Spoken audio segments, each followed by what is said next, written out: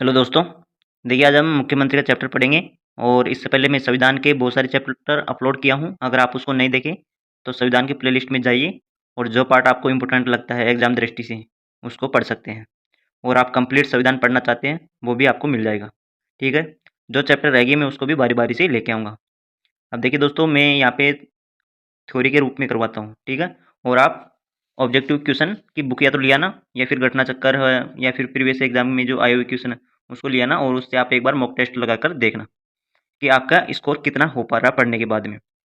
ठीक है, अब देखिए उससे आपको क्या फ़ायदा होगा। एक तो रिवीजन हो जाएगा आपका, और एक आपको ये भी पता चल जाएगा कि अब आप कितना स्कोर कर पा रहे हैं। ठीक है, पढ़ने के बाद में।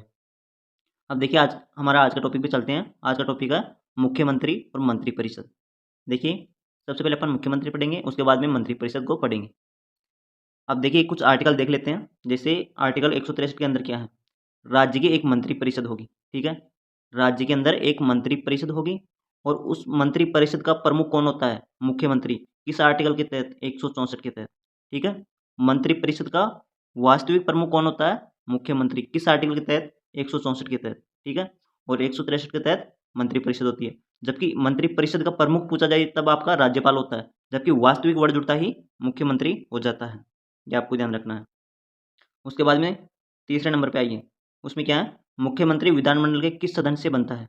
अब देखिए, मुख्यमंत्री विधानमंडल के किस सदन से बनता है। देखिए दोस्तों, मुख्यमंत्री है ना, वो विधानमंडल के दोनों सदन से बन सकता है। जैसे विधानसभा से भी बन सकता है। दोस्तों यहाँ पे विधानमंडल है, यहाँ पे विधान परिषद कर लीजिए। ठीक है, विधान परिषद, विधान परिषद। ठीक है, अब देखिए विधानमंडल से भी बन सकता है, और विधान परिषद के अंदर भी इससे भी बन सकता है। अब देखिए, सभी राज्यों में अनिवार्य रूप से विधानसभा तो है, लेकिन सभी राज्य के अंदर विधान परिषद नहीं है। ये आपको पता होना चाहिए। अब देखिए, जिस राज्य के अंदर विधान परिषद है उससे तो वो बन सकता है, लेकिन जिस राज्य के अंदर विधानसभा है तो उस राज्य में तो वो विधानसभा से ही बनेगा। ये आपको पता होना चाहिए। उसके बाद में देखिए, मुख्यमंत्री की नियुक्ति कौन करता है। अब मुख्यमंत्री की नियुक्ति कौन करता है, राज्यपाल। ये आपको ध्यान होना चाहिए। उसके बाद में देखिए, अगर कोई मुख्यमंत्री विधानसभा से बनता है, ठीक है, अगर कोई मुख्यमंत्री विधानसभा से बनता है तो उसे 50% से एक वोट प्राप्त करके बहुमत प्राप्त करना होगा। देखिए 50% से चाहे वो कितना भी अधिक कर लो, 1 करोड़ 2 करोड़, लेकिन 50% से उसे ऊपर वोट प्राप्त होना चाहिए, तभी वो बहुमत प्राप्त कर पाएगा विधानसभा के अंदर। ठीक है, और तभी उसको राज्यपाल मुख्यमंत्री के पद पर नियुक्त करेगा। ठीक है, कब करेगा, जब उसे 50% से अधिक वोट प्राप्त होना चाहिए। ठीक है, अगर 50% से कम होता है उसे, तो उसे गठबंधन की या सरकार बनानी पड़ेगी, किसी के साथ गठबंधन करना पड़ता है। ये आपको पता होना चाहिए। उसके बाद में देखिए, मुख्यमंत्री को शपथ कौन दिलाता है, मुख्यमंत्री को शपथ दिलाता है राज्यपाल, और नियुक्ति भी कौन करता है, राज्यपाल। ये आपको दोनों पॉइंट ध्यान रखना है। अगले पॉइंट पे चलते हैं हम। देखिए, मुख्यमंत्री का कार्यकाल कितना होता है। दोस्तों, मुख्यमंत्री का कार्यकाल 5 वर्ष होता है साधारण। ठीक है, लेकिन 5 वर्ष से पहले भी उसे हटाया जा सकता है। कब हटाया जा सकता है, जब वो बहुमत प्राप्त खो दे। ठीक है, जब उसे बहुमत प्राप्त खो दे वो, या फिर राज्यपाल के द्वारा भी हटाया जा सकता है। तो इसमें एक वर्ड और जोड़ लेना। क्या जोड़ेंगे अब, राज्यपाल के प्रसाद पर्यंत पर। ठीक है, ये भी ऑप्शन में दे दिया जाता है, तो आपका राइट आंसर वो भी होता है राज्यपाल के प्रसाद पर्यंत। ठीक है, उसके बाद में देखिए दोस्तों, मुख्यमंत्री का वेतन कितना होता है। दोस्तों, मुख्यमंत्री का प्रत्येक राज्य के अंदर अलग अलग होता है। अब ऐसा क्यों है कि अलग अलग है, क्योंकि जिस राज्य के अंदर जो विधानमंडल है, ठीक है, उसके द्वारा तय किया जाता है कि मुख्यमंत्री का वेतन कितना है। अब सभी राज्य के अंदर विधानमंडल अलग अलग है, इसलिए मुख्यमंत्री का वेतन भी अलग अलग ही होगा। विधानमंडल में कौन कौन आता है, विधानसभा और विधान परिषद। ठीक है, जिस राज्य के अंदर विधान परिषद है वो भी इसमें आएगी। ये आपको पता होना चाहिए। उसके बाद में देखिए अगला आर्टिकल। देखिए दोस्तों, यहाँ पे वेतन नहीं पूछता है। ठीक है, ये आपको पता होना चाहिए, क्योंकि वेतन सभी राज्य का अलग अलग है, इसलिए आपको वेतन नहीं पूछेगा एग्जाम में। चाहे आप तो प्रीवियस पेपर देख लेना, चाहे कोई भी एग्जाम में देख लेना।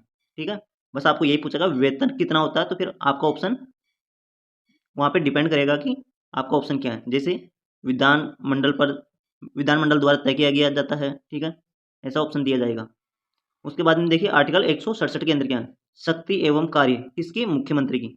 देखिए, इसमें 167 के तहत मुख्यमंत्री कार्य और शक्ति के बारे में बताया गया।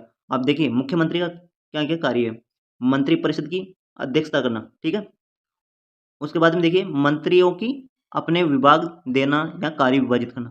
दोस्तों, इसमें क्या है, जैसे अनेक मंत्री होते हैं। ठीक है, मंत्रिपरिषद के अंदर। अब उसमें किसी को शिक्षा मंत्री बनाना, किसी को विद्युत मंत्री, जल मंत्री, ठीक है, ऐसे बहुत सारे मंत्रालय देता है। अब ये मंत्रालय किसके द्वारा दिए जाते हैं? मुख्यमंत्री के द्वारा, ठीक है। और ये किसके पास भेजेगा मुख्यमंत्री? राज्यपाल के पास। फिर राज्यपाल इसकी नियुक्ति करता है, ठीक है। ये आपको ध्यान होना चाहिए। मुख्यमंत्री क्या करता है? राज्यपाल के पास इन मंत्रियों के नाम भेजते हैं, जैसे किसी को शिक्षा मंत्री बनाना, किसी को राज्य मंत्री वगैरह, ठीक है। तो ये राज्यपाल के पास भेजता है और राज्यपाल इसे नियुक्ति कर देता है इनकी।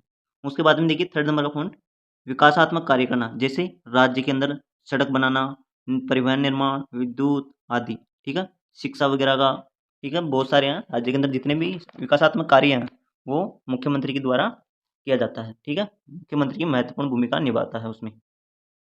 उसके बाद में देखिए 4th नंबर का अपना टॉपिक, राज्यपाल को परामर्श देना, ठीक है। ये भी मुख्यमंत्री का कार्य होता है, ठीक है।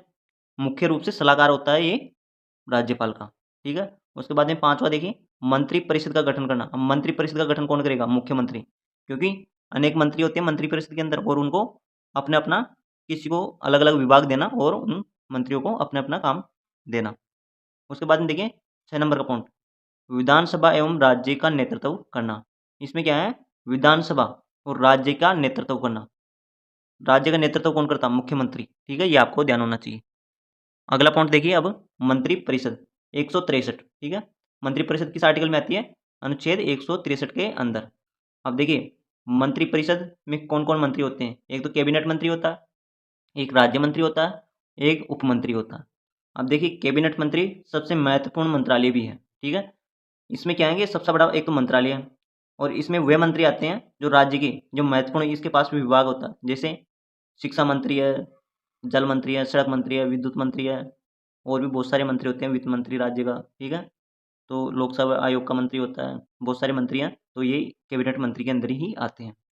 उसके बाद में देखिए जो राज्य मंत्री होते हैं, ठीक है, उसमें क्या होता है?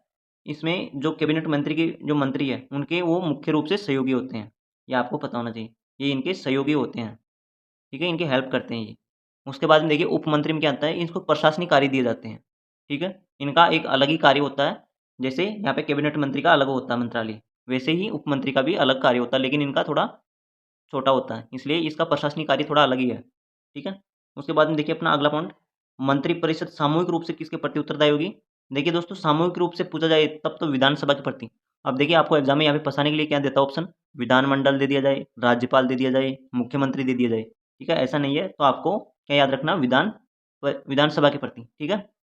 उसके बाद में देखिए मंत्रिपरिषद में जो मंत्री होते हैं वो व्यक्तिगत रूप से किसके प्रति उत्तरदायी होंगे? तो वो होंगे मुख्यमंत्री के प्रति, ठीक है। जबकि एक मंत्री, मान लीजिए मंत्रिपरिषद के अंदर अनेक मंत्री होते हैं, अगर किसी मंत्री, एक मंत्री मान लीजिए किसी को भी, अगर वो मंत्री किसके प्रति उत्तरदायी होगा? मुख्यमंत्री के प्रति, जबकि सभी मंत्री विधानसभा के प्रति। ये ऐसे ध्यान रखना है, ठीक है। उसके बाद में देखिए मुख्यमंत्री किसके प्रति उत्तरदायी होगा? अब मुख्यमंत्री तो होगा राज्यपाल के प्रति, ठीक है। किसके प्रति होगा? राज्यपाल के प्रति। और मंत्रिपरिषद का मुख्य कार्य क्या है? मंत्रिपरिषद का मुख्य कार्य है विधि संबंधी कार्य करना। दोस्तों जितने भी विधि संबंधी कार्य हैं वो मंत्रिपरिषद सारे मंत्री मिलकर करते हैं, जैसे कोई कानून वगैरह, बिल वगैरह, जो भी विधि संबंधी कार्य हैं वो मंत्रिपरिषद का मुख्य कार्य होता है। दोस्तों अगर आपको ये चैप्टर अच्छा लगा तो लाइक सब्सक्राइब जरूर करें, और इस पार्ट को एक बार नहीं 2 बार पढ़िए अगर आपको अच्छा लगेगा, क्योंकि एक बार पढ़ने से आप भूल जाते हैं, तो 2 बार पढ़ लीजिए इसको, तो आपको लंबे समय तक याद भी रहेगा, और आप इसके स्क्रीनशॉट ले लेना या फिर डाउनलोड कर लेना, ठीक है। थैंक यू दोस्तों, सब्सक्राइब करना ना भूलें, और फिर अगला टॉपिक आएगा आपका। थैंक यू दोस्तों, संविधान कंप्लीट कराएंगे। Thank you.